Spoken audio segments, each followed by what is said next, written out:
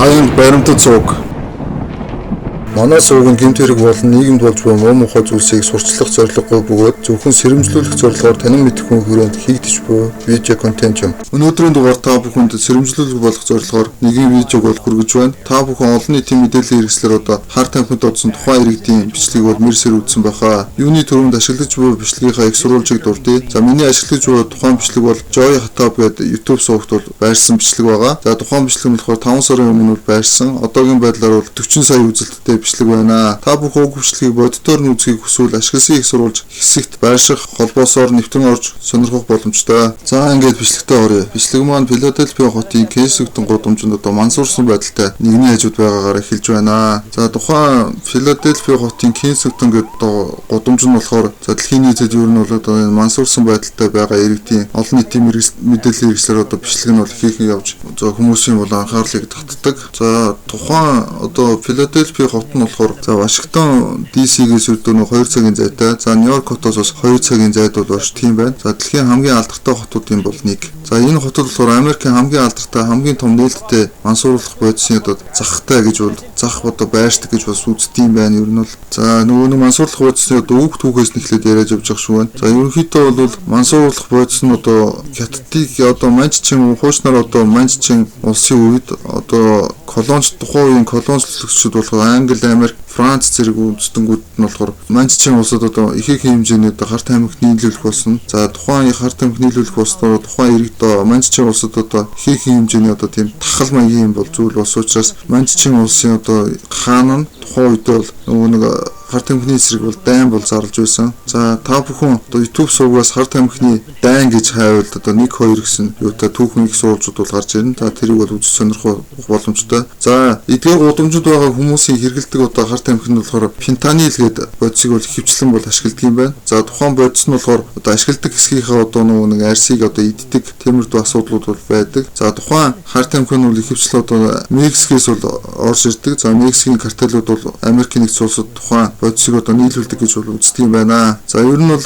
Мексикт одоо тухайн бодисыг одоо хийхдээ хятадын одоо химийн бодисоор бодисыг одоо ашиглаж тухайн хар тамхиг бол хийдэг гэж бол үздэг юм байна. За тухайн гудамжинд одоо мансуурсан байдалтай байгаа иргэд бол одоо фентанил гэдэг тухайн бодисыг хэрэглэхээс гадна транк гэдэг одоо шинэ төрлийн одоо мансууруулах бодисыг бас хэрэглэдэг юм байна. За тэр транк гэдэг мансууруулах бодисын одоо төрөл нь болохоор фентанил ба зелазин гэх юм бодисын одоо нийлмэл гэж бол үздэг юм байна. За зелазин гэдэг тухайн бодис нь болохоор одоо мал амьтанд хэрэглэдэг өвчин намдагч одоо бэлтгэл юм байна. За тухайн гудамжинд бол одоо тэгээд байгаа иргэд бол одоо маш амар дүр төрхтэй байгаа. Тэгээд тухайн бичлэгний ер нь бол яг бодит нэр нь болохоор Америкийн зомбинууд гэсэн нэртэй тухайн бичлэг бол байсан. За тэгэхээр мэдээж тухайн гудамжинд байгаа иргэд нь болохоор ингээд зомби шиг ч юм уу те харагдах байдал нь одоо нөгөө мэдрэлгүй янз янз болоод байгаа байдал нь болохоор зомби шиг харагддаг учраас Америкийн зомбинууд гэж одоо тухайн бичлэгийг бол нэрлсэн. За тухайн хар тамхинд нотсон байгаа иргэдийг ерөнхийдөө хөвчлэн зомби гэж одоо сүүлийн жилүүдэд бол ер нь ярих болсон юм байна. За фентанил гэдэг тухайн одоо хэрэглэдэг бодис нь болохоор героинтой одоо харьцуулахад болохоор 50 дахин илүү хүчтэй. За тэгээд героиноос болохоор хамаагүй хэмд учраас одоо ингээд нийтийн хэрэглээнд одоо энэ тухайн гудамжинд байгаа хүмүүс одоо байнгын хэрэглээ болоод ингээд олон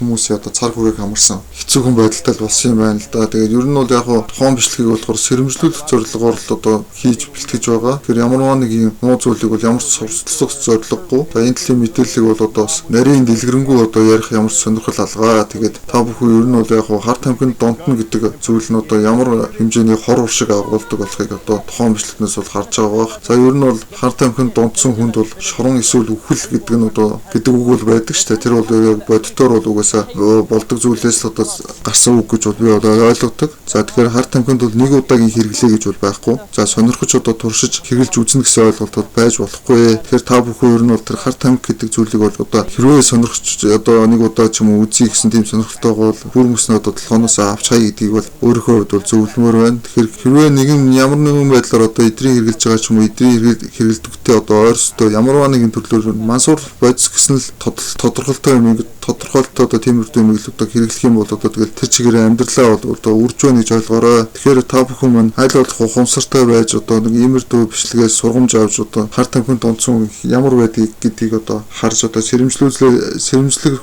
байдлаас одоо үзэрэй л гэж одоо хүсэх байна да. Ялангуяа одоо нэг хятадтай тэр одоо би нэг хар тамхины дай 1 2 гэж ярьлаа шүү дээ тий. Ялангуяа одоо нөгөө хар тамхи гэж ямар одоо шин чанартай зүйл вэ гэдгийг одоо 1800 оны дунд үеэс хятадд тархсан одоо тэр хар тамхины одоо ер нь бол анх эхлээд солилцоо нь бол худалдааны хэлбэрээр бол байсан. За Европод бол даас бол одоо их хэмжээний торг, цай зэргийг худалдаж авдаг байсан. За үүнийхээ төлбөрт бол маш их хэмжээний одоо мөнгө идэл мөнгө гэдгийг бол яг боддоор нь бол өгдөг байсан. За олон жилийн туршид одоо тэр худалдааны юун дээр болохоор Европын улсууд одоо худалдаан дээр бол алдагдал хүлээж эхэлснээрээ энэ тхийг болонд одоо Пакистан энэ тэр өөрсдийнх нь колон оронд байдаг одоо хар тамхи гэдэг зүйлийг бол хятад руу худалдааны чиглэлээр анх эхлээд солилцоо маягаар бол оруулж ирсэн. За анх эхлээд болохоор хятадууд болохоор хар тамхи гэдэг ойлголтгүй байсан учраас анх эхлээд бараа материалаараас сольж тухайн юг одоо хэрэглээ болгосноор хийх хэмжээний одоо тухайн улсууд бол тахал маягаар бол бий болсон. Тэгээд ер нь бол за энэ одоо болохгүй зүйл юм байна гэдгийг бол тухайн үеийн хятадын одоо маньччин улсын одоо хаад ноёдууд бол ойлгож за тэрнтэй холбоотойгоор одоо ингэж ахиж хар тамхиар ингэж 8 хийхгүй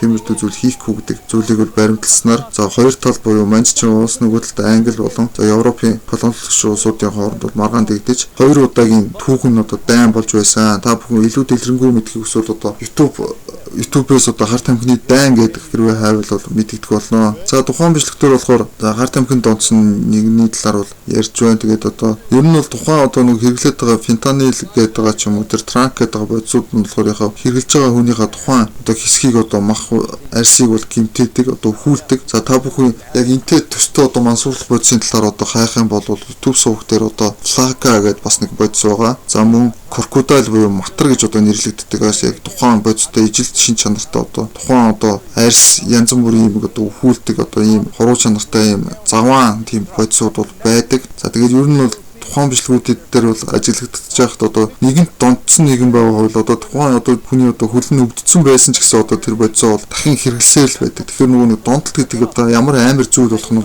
тухайн бичлэгнээс бол харагдаж байгаа хэл та. Одоо жишээлбэл энэ хар тамхинаас болоод хөл гараа тайруулах асуудал бол зүгээр энгийн зүзэгдэл. Одоо тэр хүн одоо хэрвээ нэгэнт донтогч болсон бол одоо юу гэдгийг нэгд одоо үхээд одоо үхсэн тохиолдолд одоо нөгөө бодисыг хэрэглэхгүй болох тийм шалтгаан бол болдго юм шиг байна. Тэгэхээр иймэрхүү төрлийн бичлэгүүд бол YouTube сувг дээр болохоор YouTube сувгийн бичлэгүүд дээр болохоор маш олон төрлөөрөө байдаг. Таадаг бүхэн тэгээд одоо нөгөө сэрэмжлүүлэх болох зорилгоор тухайн бичлэгүүдийг бас үзэж сонирхох боломжтой шүү.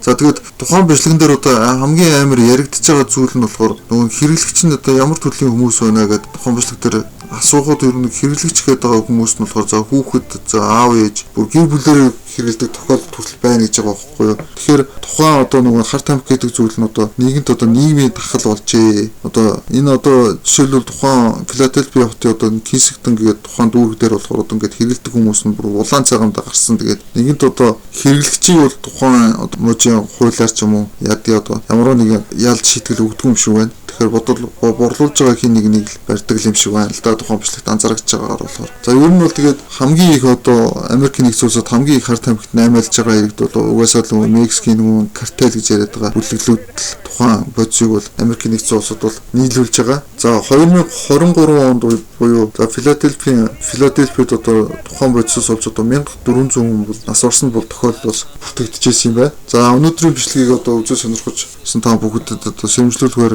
байдлаар тухайн бичлэгийг хийлээ. Одоо тэгээд та бүхэн хар тамхи гэдэг зүйлээс татгалзаарай гэж хүсэж байна.